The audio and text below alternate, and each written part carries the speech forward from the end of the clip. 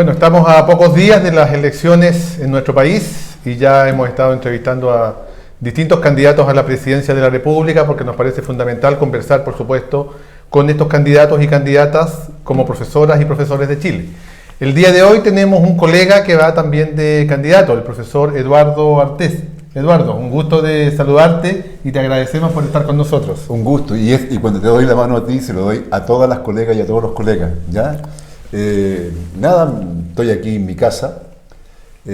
Bueno, esperamos que nuestras proposiciones programáticas estén íntimamente relacionadas con el desafío y con la propuesta del magisterio.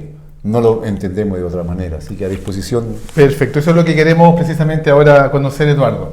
Mira, hace pocas semanas atrás tú nos enviaste un video que daba cuenta de que estabas disponible, en la eventualidad de que seas presidente de la República, de resolver el tema de la deuda histórica. ¿Cuál es tu propuesta respecto del tema? Y creo que es importante que los profesores de Chile escuchen sobre el tema deuda histórica, tus planteamientos. Mira, el problema de la deuda histórica no puede ser resuelto, digamos, de un solo plumazo. Sin embargo, existen las condiciones para poder contar al menos con un plan en relación íntima con lo que es la organización gremial, ¿no?, que permita solucionar en varios momentos, ¿no?, una cantidad determinada. Nosotros pensamos de que si logramos recuperar lo que son las estafas que se han producido, digamos, en determinadas municipalidades, la evasión de impuestos que alcanza más de 21.000 millones de dólares, ¿no?, simplemente vamos a tener las condiciones. ¿Por qué? Porque el gobierno en sí ya tiene el presupuesto amarradito al próximo año. No es algo que se puede hacer de la noche a la mañana. Se va a reestudiar, digamos, el presupuesto. Pero sin embargo, si recuperamos aquello, sí que lo vamos a hacer, ya como medida inmediata. ¿Y la disposición entonces de parte tuya es resolver el tema? Es que además hay que resolverlo porque yo también lo necesito. Yo también estoy parte de la deuda histórica.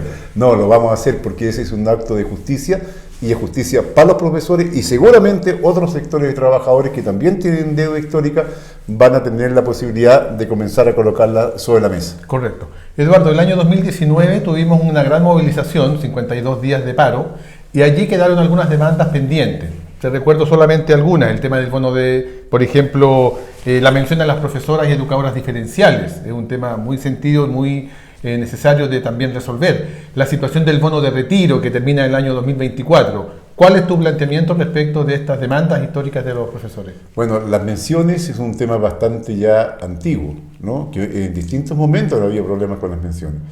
Pero las parvularias tienen que existir, digamos, el pago de las menciones es de toda justeza. Entonces nuestro gobierno se compromete ya por un acto de justeza, y que por lo demás el perfeccionamiento y todo lo que significa, digamos, el desarrollo de un punto de vista profesional debe ser, ¿cómo se llama?, remunerado.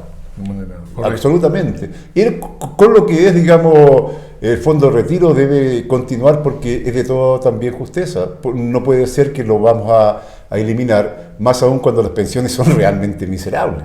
Son paupérrimas. Mira, todos tenemos el caso que en aula tiene una pensión hoy día de 320.000 pesos, un profesor que trabajó 32 años en el aula. Exactamente, esa es una realidad.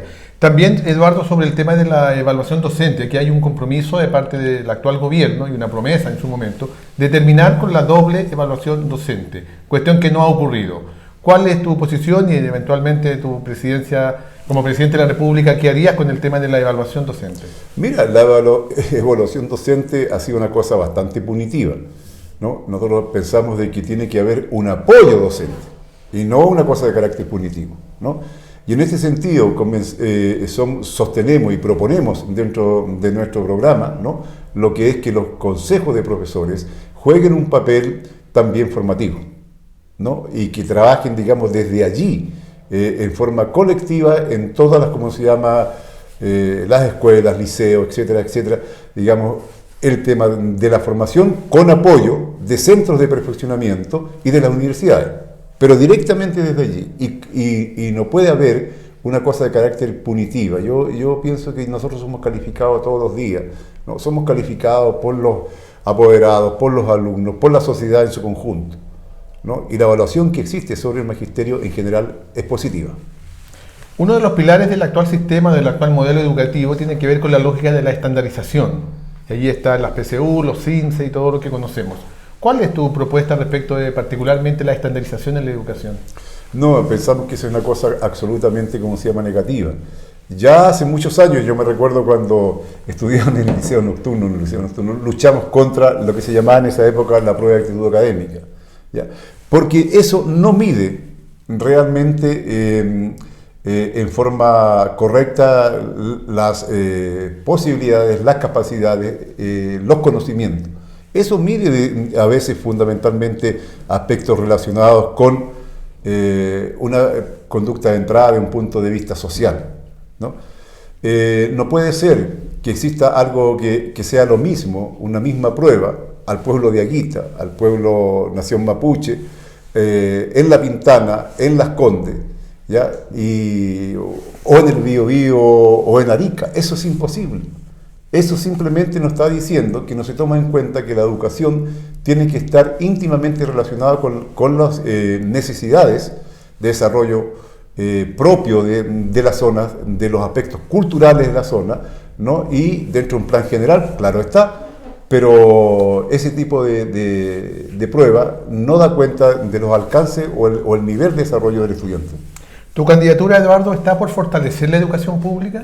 La educación pública es la única educación que tiene que existir, pública, estatal y laica, y de amplia calidad y de amplia, como se llama, intervención social. O sea, no solamente como una escuela cerrada en sí misma, sino que una escuela y una educación inserta en la sociedad. Y en esa línea, ¿cuáles serían algunas medidas que tú crees que habría que tomar con urgencia para que ese fortalecimiento de la educación pública se haga efectivo? Bueno, terminar, por ejemplo, con todo lo que significa este proceso de la municipalización y cómo se llame hoy día, ¿no? Y que realmente las escuelas, al menos partiendo por las escuelas básicas, pasen directamente al Estado. Hay que fortalecer lo que es la educación pública y dotarlas, por cierto, de los medios materiales, ¿ya? Dotarlas también con los medios de carácter, ¿cómo se llama?, formativo a los profesores, ¿no? Porque hay que integrar a los profesores a un nuevo plan general de país, porque hoy día no existe un plan de país, lo que existe es el mercado actuando sobre el Estado y sobre la sociedad. O sea, todo hoy día está determinado por el mercado. En esa misma línea ha habido en el último tiempo y los últimos años una gran disputa entre quién administra la educación pública. Conocemos y sabemos el desastre que ha significado la municipalización de la enseñanza y ha surgido en el último tiempo lo de los servicios locales de educación, los famosos SLEP.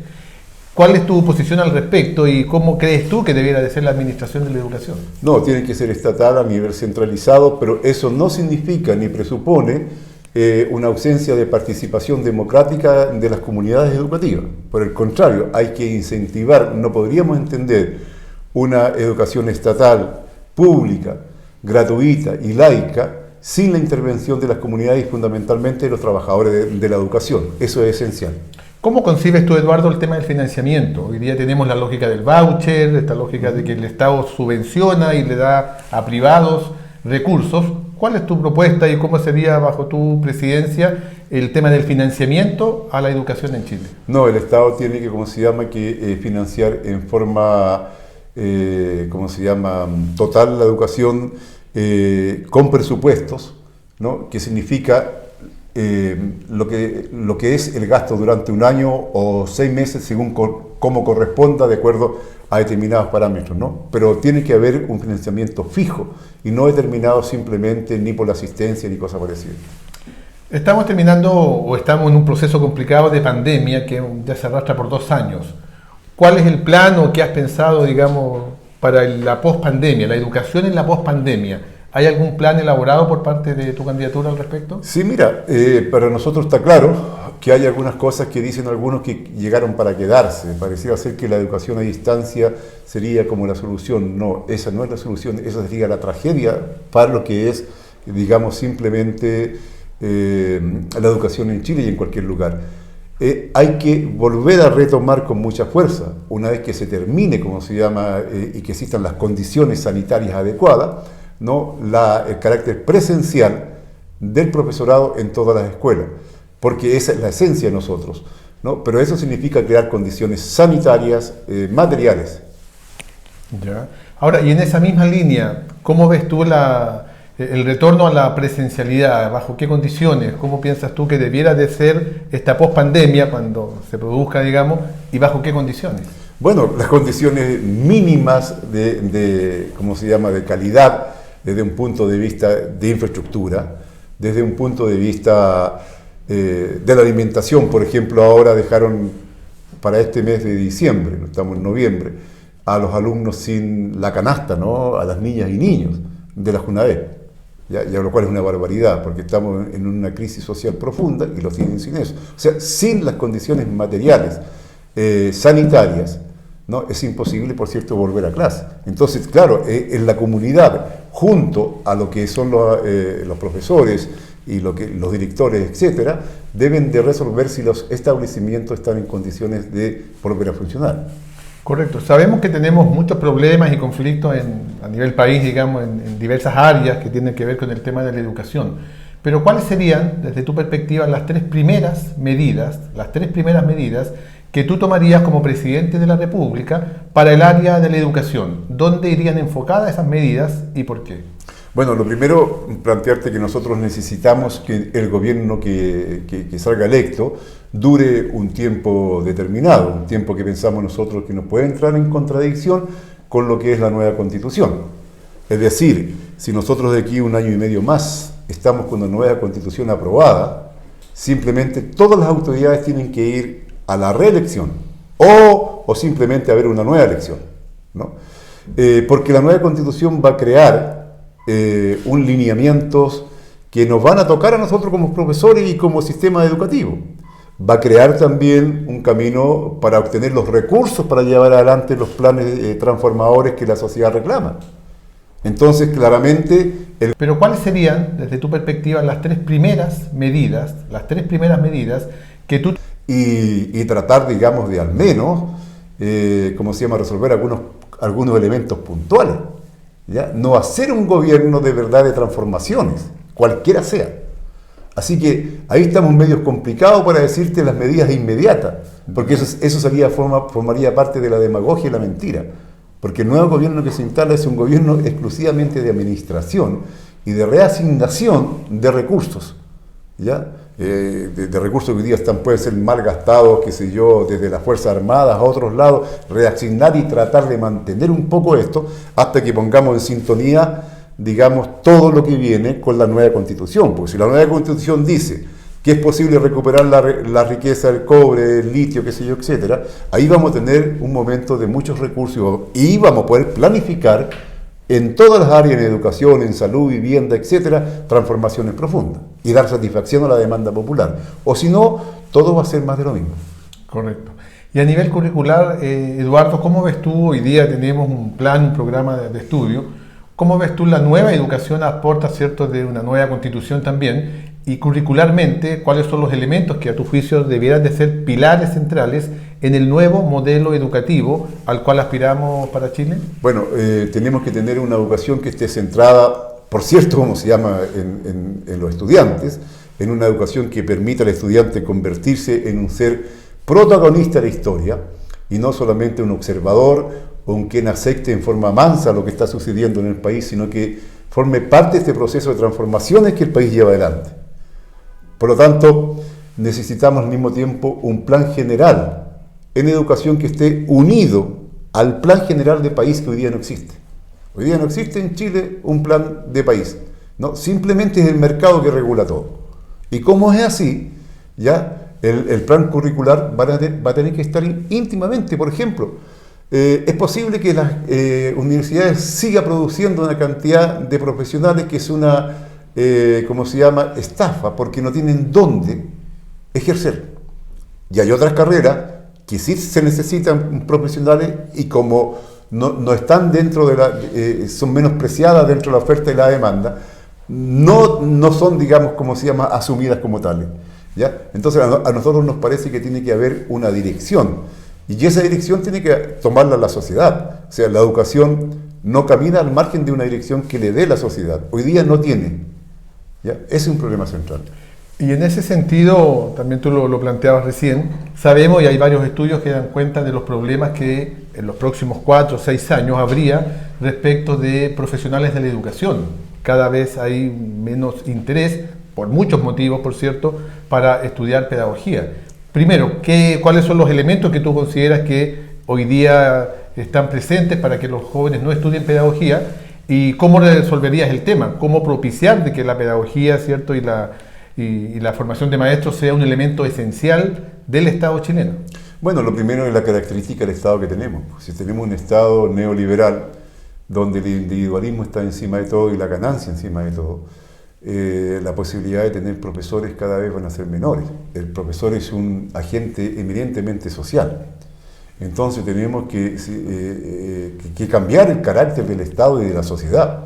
Si vamos avanzando hacia una sociedad que el colectivo, el ser social esté en el centro, en ese momento también va a haber mucho más vocaciones, por decir así, ¿ya? En relación a la educación. Se va a desatar, digamos, una cantidad de personas, de jóvenes, niñas y niños, ¿no es cierto?, que van a querer ser profesores, ¿ya? Porque va a estar dentro de lo que es, digamos, el alma de lo que es la nueva sociedad, que hoy día no pasa. Hoy día el interés de servir al prójimo, de cómo se llama, de interactuar con la colectividad, ¿no? Estar con las comunidades, eso hoy día no está planteado. Y los profesores somos eminentemente seres o agentes sociales. Nosotros en Chile, por ejemplo, desde el tiempo de los preceptores, pasando por los instructores, y qué sé yo, hemos formado incluso todo lo que tiene este país, desde los primeros coros, desde los primeros silabarios, el silabario democrático, el silabario republicano, el silabario católico, etc. ¿Ya? O sea, todo lo que dice en relación con un desarrollo de civilización y cultural ha tenido a los profesores en el centro. Hoy día, desgraciadamente, es el mercado el que está en el centro. Entonces, la medida que movamos nosotros, como se llama, ese eje, y pasemos a un nuevo eje que sea de carácter social, seguramente vamos a tener una cantidad, pero enorme, de personas, jóvenes y niños que van a querer ser profesores. Correcto. Mucho se ha hablado también respecto de las condiciones en las cuales hoy día se ejerce la profesión docente.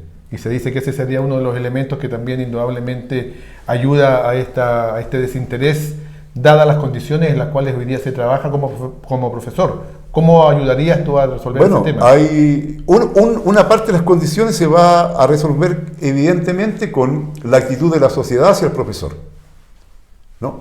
Porque este desencuentro que hoy día existe entre sociedad y profesores, entre otras medidas por el individualismo exacerbado, y que no se entiende la función social. Antiguamente, cuando en Chile habían sueños, y había una sociedad, ¿no es cierto?, que quería cambios, el profesor era muy respetado, muy querido. Y eso también era un incentivo para ser profesor. Era alguien que era una autoridad, por decirlo de alguna manera, dentro de la comunidad, que hoy día no lo es, ¿ya? Pero eso es claro porque hay una cosa que se ha roto, digamos, lo que es el encuentro social, ¿ya? Y se ha colocado nada más que lo que es esta cosa ordinaria de yo primero, yo segundo, yo tercero, yo cuarto, y si queda algo para mí también. Entonces, ese es el primer caso, que eso no va a requerir lucas ni cosa que se parezca. Ya es un incentivo de ser respetado, de ser querido por los apoderados, por la comunidad, ¿ya? Y no echan de la culpa de todas las cosas que pasan al profesor. Luego, tiene que haber un incentivo de carácter material. Indiscutiblemente que los sueldos de los profesores no pueden seguir siendo los de hoy. El profesor no tendría por qué estar ganando menos que lo que gana un médico o un arquitecto. Simplemente en esa dirección tenemos que caminar. O sea, tenemos dos formas, ¿no es cierto?, de incentivar lo que es la carrera de pedagogía. Correcto.